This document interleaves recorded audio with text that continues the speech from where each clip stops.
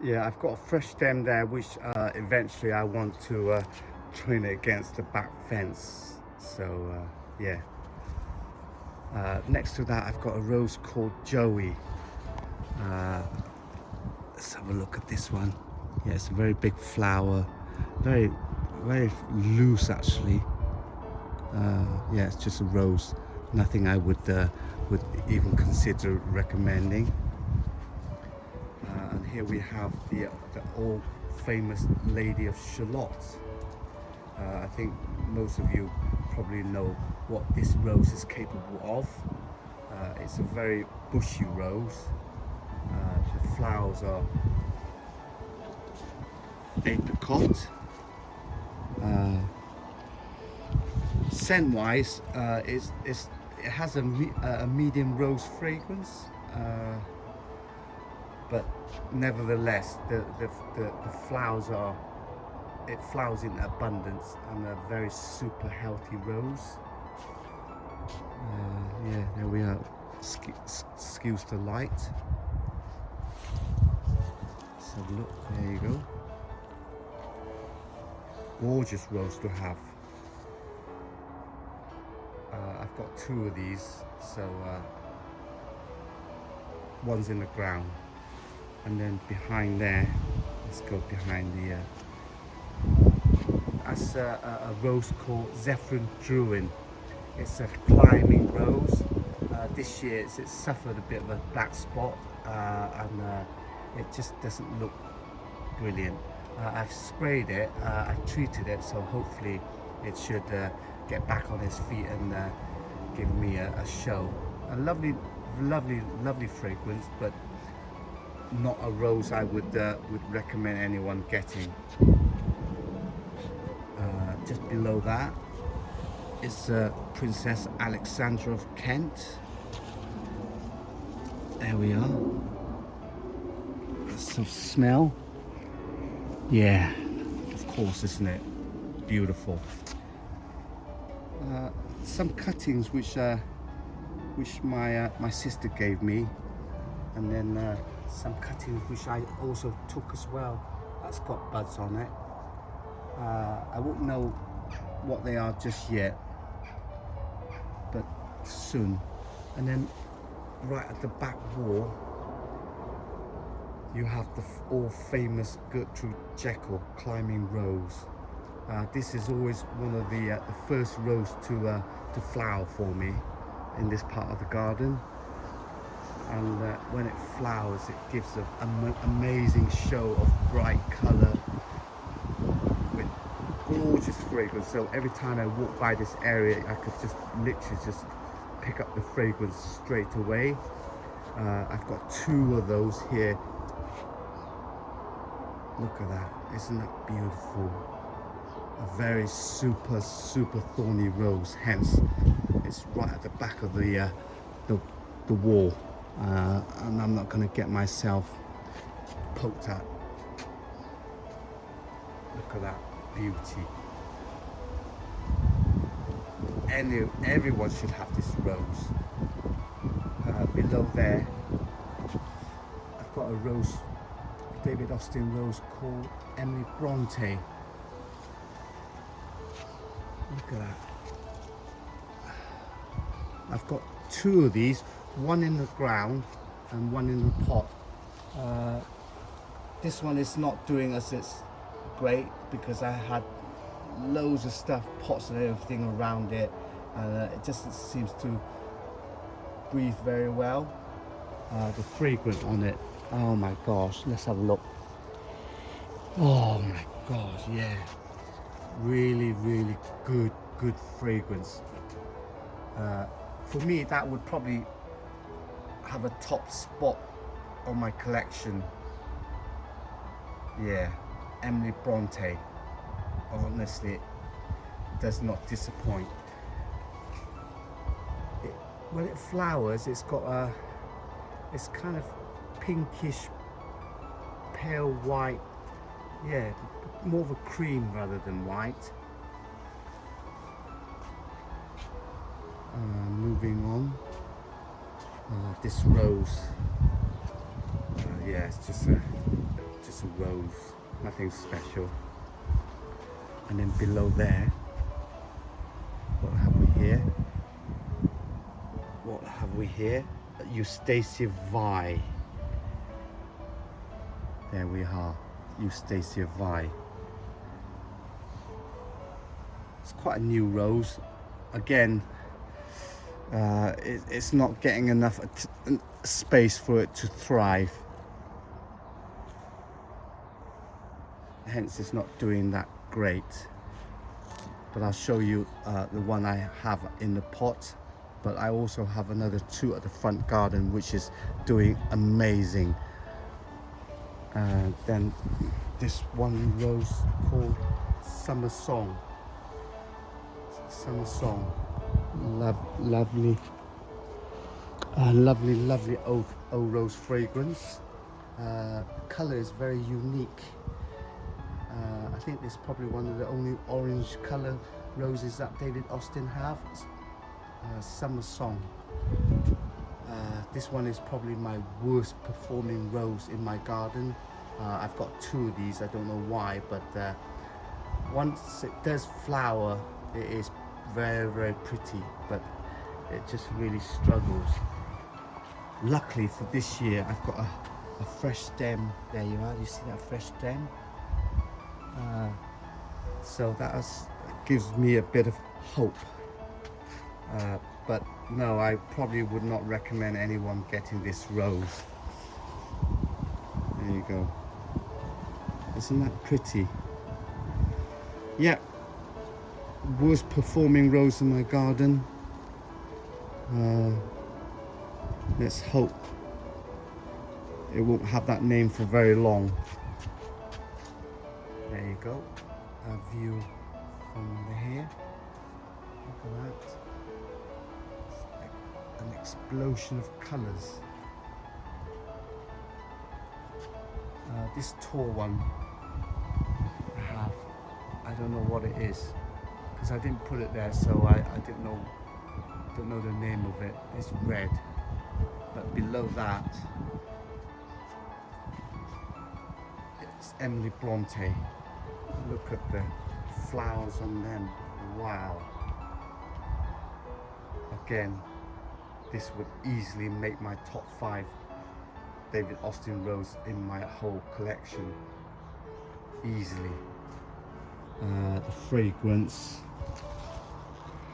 Wow. And it flowers in the clusters as well. Let me show you this. Let me show you this. Have a look at all that fresh stem. I've counted 7 fresh stems growing out of here. Something you never heard of. So give it another 2 weeks. This plant will be so full, and it will give me an amazing show of color. Look at that, Emily Bronte. Amazing flower ability, very healthy, just overall a very good rose to have if you haven't got one already. And then to another favorite of mine, this one is called Eustacia Vi.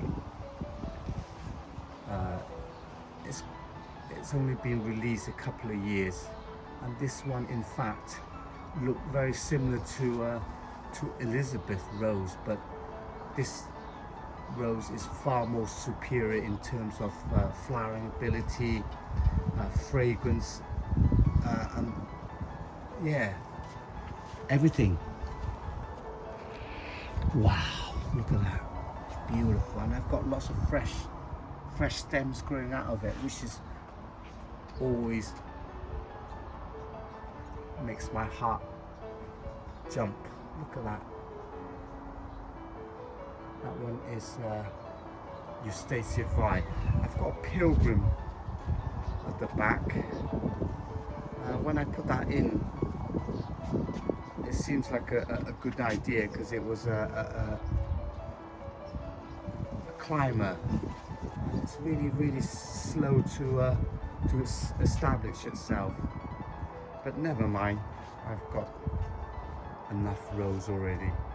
Next to that, I've got a cutting which I took a few years ago. This is a Bathsheba, a cutting of that one in the middle.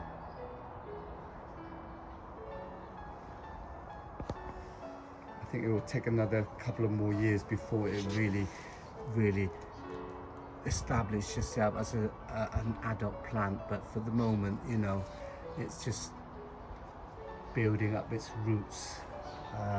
Buds on it, of course.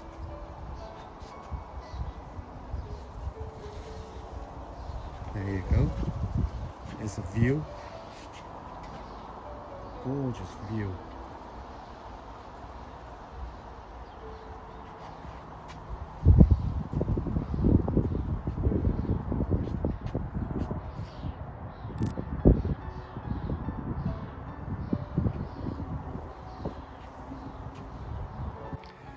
Here we have a rose called Claire Austin. I only bought this this year.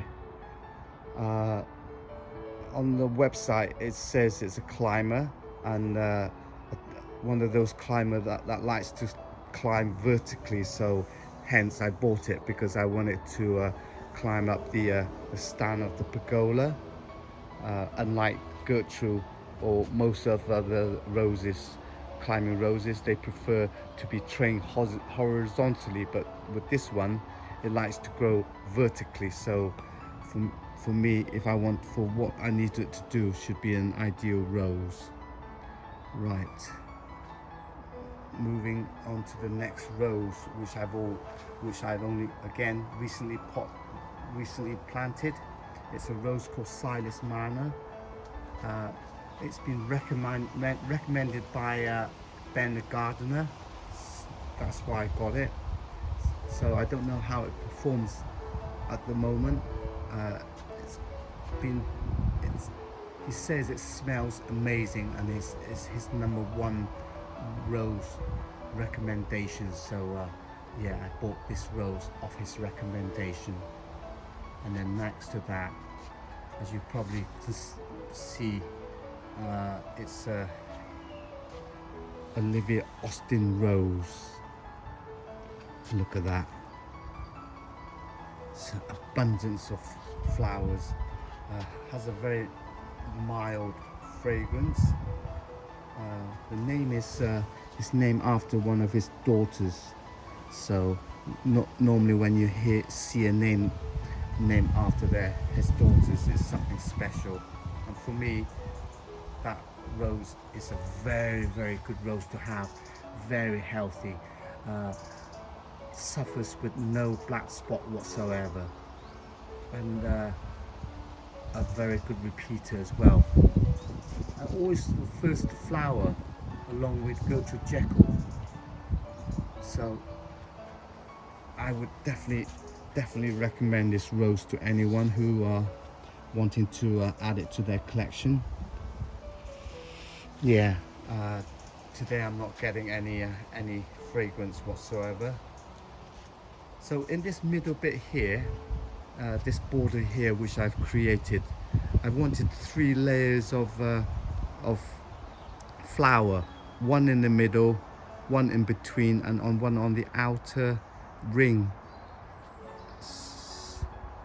So I have a lot of the short ones at the back in between. That is Rhapsody Blue, and some of the roses which aren't famous. This one's a standard rose called Carefree Days. I'll show you that in a minute. There you go. There's a lot of verbenas still to come through. Verbenas are a fantastic companion plants to have with your roses.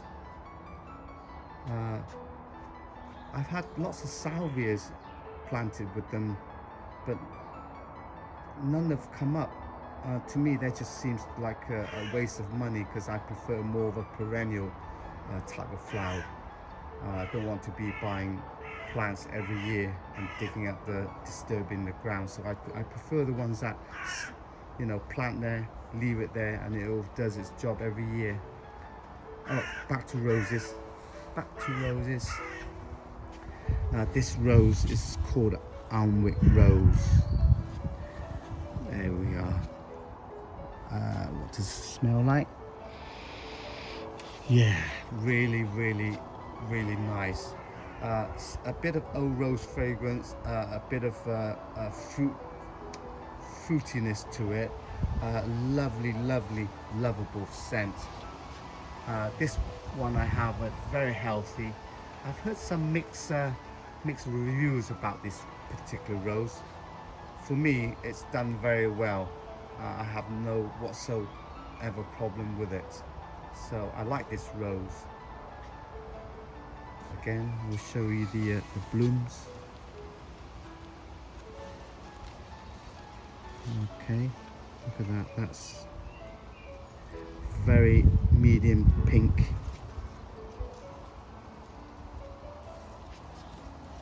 I have a sniff again. Next to that is James L. Austin.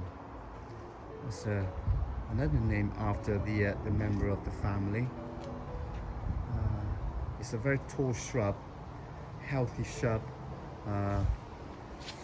Foliage is very, very healthy. Let's have a look. No fragrance. Let's have a, yeah, very, very mild fragrance. Look at that. It's very pretty. Very, very pretty rose. Very pretty rose. This rose is a very upright growth. Yeah, very, very upright, very straight, very neat and very tidy. So very good for people who hasn't got that much space. Queen of Sweden, a very decent rose to have, but shame no fragrance. And then this one used to be one of my favorite roses. It's called Royal Jubilee. Has a medium fragrance. Let me smell. Yeah, medium fragrance. Has loads of tons of buds on it. I like this particular rose because it is very, very different to a lot of the roses I have. I mean, if you look at it, it looks more like a peony. Look at that. Yeah, it looks like very much like a peony. That's why I like it. And then down here, which I will eventually pot up, I've only just got this one. It's called Lady Gardener. It's a potted rose, and look at all these fresh new growth. Very, very nice potted rose.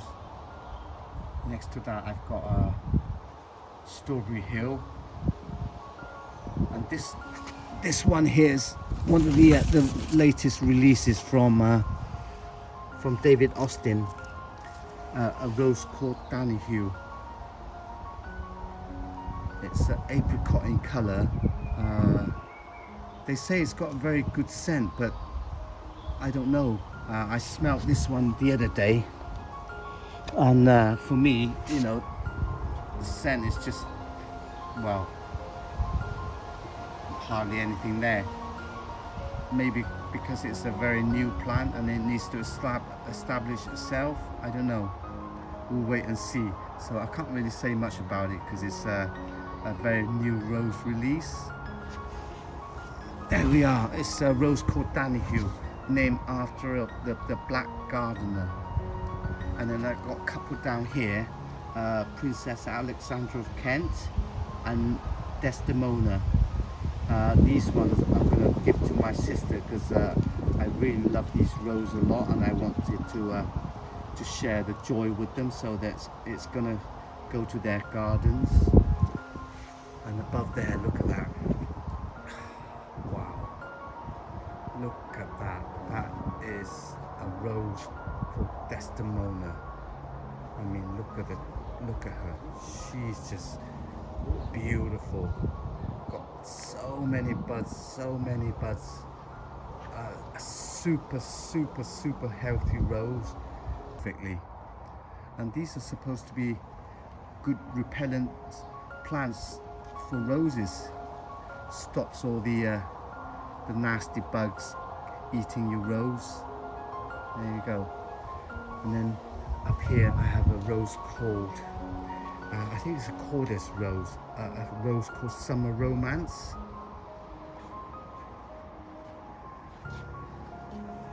Let's have a smell. Yeah, the smell is not my favorite. It's a very musky kind of smell. But it's a very beautiful rose to have in the garden. The stems are very thick. It doesn't move at all, even if it's on a windy day. And the flowers, well, beautiful, aren't they? And they stay on the plant for quite a long time as well. So although it doesn't have much of a fragrance, it's just a beautiful rose bush to have. Yeah, a Cordis rose. I don't have many Cordises, probably a few. Next to that, Gabriel Oak. Every year she does put on a really good show every year, so never disappoint.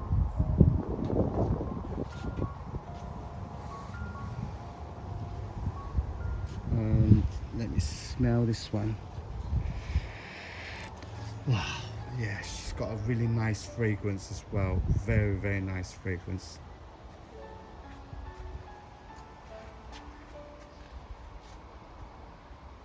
There you are, Gabriel Oak. And next to that, it's Rose Judi Dench. I think it's named after the English actress Dame Judi Dench.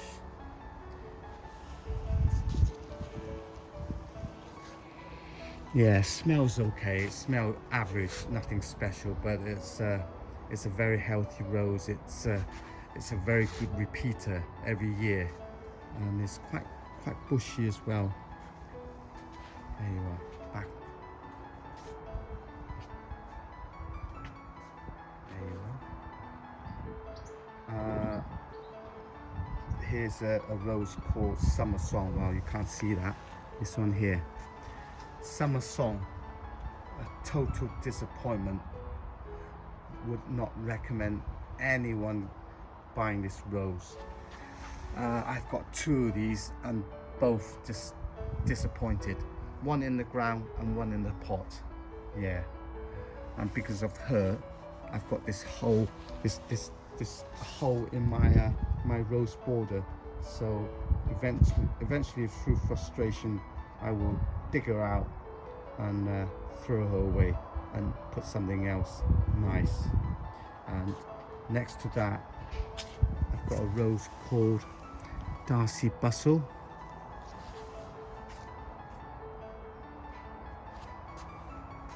Yeah, and then next to that, yet to flower, Princess Alexandra of Kent. Again, this was moved from over there when I did have a bit of soil, but no longer. So I think it's gonna take a while before it will establish itself. And then up here, I have a rose called Lady Emma Hamilton. This is now discontinued. A lot of people want this rose. I can understand why. It's got a beautiful, gorgeous fragrance. The flowers are like orangey, reddy, combination of color. It is a beautiful rose to have, and I'm glad I managed to buy it before it was discontinued. There we are.